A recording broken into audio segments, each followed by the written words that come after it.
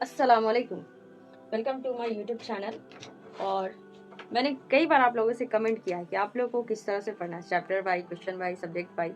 Sorry, subject तो math ही पढ़ा रही हूँ। मतलब मैंने पूछा कि एक्सरसाइज वाइज चैप्टर वाइज पढ़ाऊँ, आप लोगों ने कमेंट नहीं किया, तो मैं रैंडम कोई भी क्वेश्चन ले रही हूँ और वीडियो डाल दे रही हूँ। लेकिन इंशाल्लाह अगर आप लोग का अच्छा फीडबैक आएगा ना तो मैं इंशाल्लाह एक्सरसाइज वाइज या चैप्टर वाइज भी पढ़ा सकती हूँ।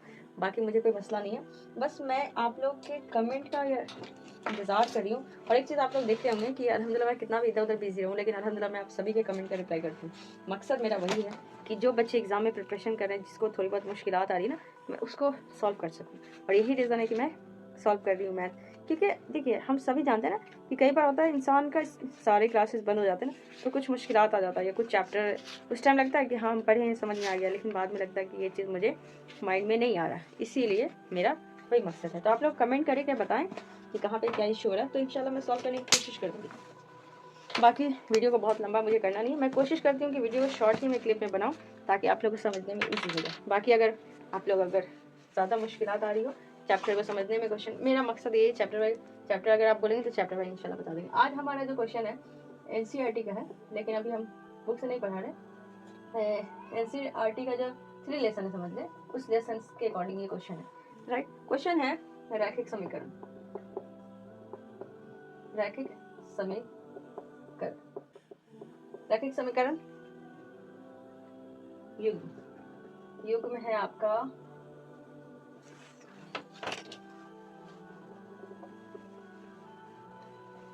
युग्म।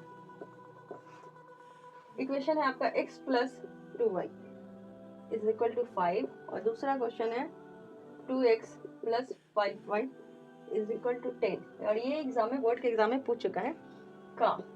हमें बताना है कि कौन सा हल होगा। ऑप्शन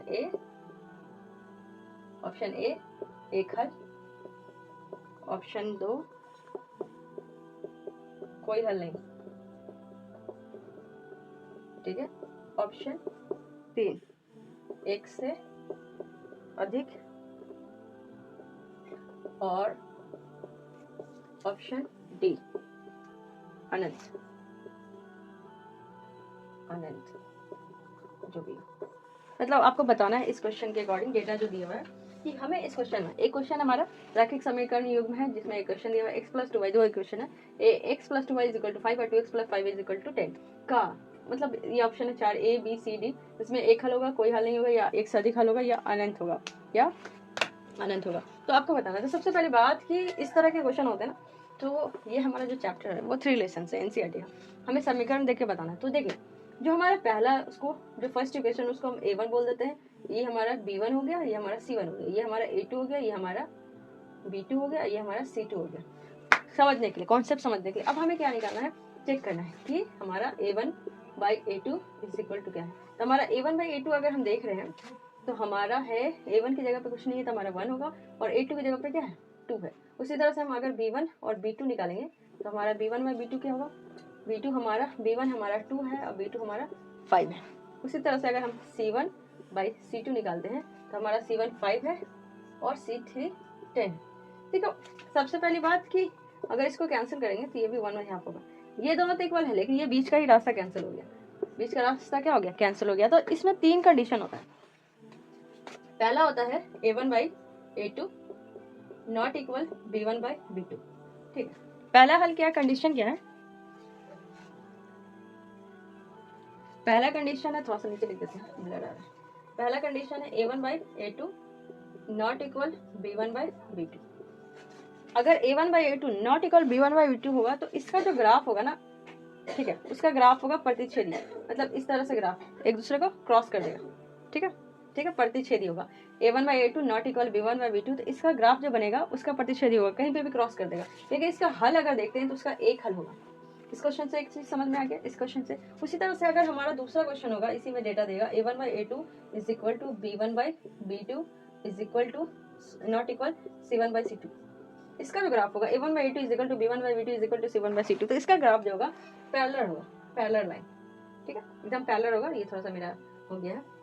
इसका जो ग्राफ होगा क्या होगा, पैरेलल होगा, और इसका जो हल निकलेगा ना वो कोई हल नहीं होगा। इसका जो हल होगा वो क्या होगा, कोई हल नहीं होगा। अब तीसरा होता है, ये फर्स्ट कंडीशन है, ये सेकंड कंडीशन है, ठीक है, और ये हमारा थर्ड कंडीशन है। इसमें हमारा क्या होगा, A1/A2 is equal to B1/B2 is equal to हमारा हो जाएगा, इसमें हमारा क्या हो जाएगा C1/C2। ठीक है, ठीक है। देखिए यहाँ हमारा A1/A2 is equal to B1/B2, यहाँ पे 2 है A2। ठीक है, तब B1/B2 is equal to C1/C2, मतलब ये हमारा तीनों अगर बराबर होगा तो एक ही पॉइंट पे दूसरा पॉइंट पे चलेगा। इसको बोलते हैं समांतर। ये होता है नहीं सॉरी, ये होता है प्रतिच्छेदी, ये होता है समांतर और ये होता है संपाती। इसको बोलते हैं, इस रेखा को क्या बोलते हैं संपाती। मतलब क्या कि एक ही रेखा पे दूसरी रेखा होगी, इसको क्या बोलते हैं संपाती, और इसको पैरेलल बोलते हैं, इसको बोलते हैं प्रतिच्छेदी, क्रॉस कर गया। ठीक है, अब इसमें जो है A1/A2 is equal to B1/B2 is equal to C1/C2 तीनों बराबर होगा, इसमें क्या हल होगा अनंत हल होगा। और ये थ्री लेसन का बेसिक कॉन्सेप्ट है जो मैं कोशिश करी कि एक क्वेश्चन के थ्रू आपको बेसिक कॉन्सेप्ट बता सकूं ताकि आपसे बाकी क्वेश्चन सॉल्व हो जाए। तो फिर से ये क्वेश्चन को बताते हैं। क्वेश्चन है रैखिक समीकरण युग्म का बताना है कि हल क्या होगा, एक हल होगा, कोई हल होगा, या एक से अधिक हल होगा, या अनंत हल होगा। तो हमें सबसे पहले इजी करना क्या है कि क्वेश्चन को A1 B1 C1 A2 B2 C2 कर लेना। अब A1/A2 निकालेंगे तो 1/2 होगा B1/B2। ऐसे हम लोग डायरेक्ट भी चेक कर सकते थे कि इसका 1/2 आ रहा है, इसका 2/5 आ रहा है, तो यहीं पे इक्वल नहीं आ रहा, तो ये क्या होगा इसका A1/A2, इसका क्या होगा, ये संपाती इसके लिए लिखा था मैंने यहाँ पे। ठीक है, ये संपाती इसके लिए लिखा था, तो इसका जो हो गया था यहीं पे A1/A2 नॉट इक्वल B1/B2 हो गया था, यहाँ पे नॉट इक्वल हुआ, तो ये इसका क्या हो गया कि एक हल होगा। तो ये क्वेश्चन, और यहाँ पे अगर A1/A2 is equal to B1/B2 not A1/A2 not equal B1/B2 होगा, इसका जो ग्राफ होगा वो प्रतिच्छेदी बनेगा और इसका एक हल होगा। जब A1/A2 is equal to B1/B2 और नॉट इक्वल C1/C2 होगा तो इसका ग्राफ क्या होगा पैरेलल होगा, एक दूसरे को क्रॉस नहीं करेगा, और इसका हल जो निकलेगा वो कोई हल नहीं होगा। और जब तीनों इक्वल होगा A1/A2 is equal to B1/B2 is equal to C1/C2, तो इसका जो होगा एक ही ग्राफ पे दो लाइन होगी, मतलब एक ही लाइन पे दूसरी लाइन भी इसी पे पॉइंट पे आएगी। ठीक है, इसका जो हल होगा 3 होगा। आई होप कि समझ में आ गया होगा क्वेश्चन। उसके अलावा अगर कुछ डाउट रह गया तो please comment please do comment, और आप लोग कमेंट कर सकते हैं, कुछ भी पूछ सकते हैं। तो मिलते हैं नेक्स्ट वीडियो में, बाय बाय।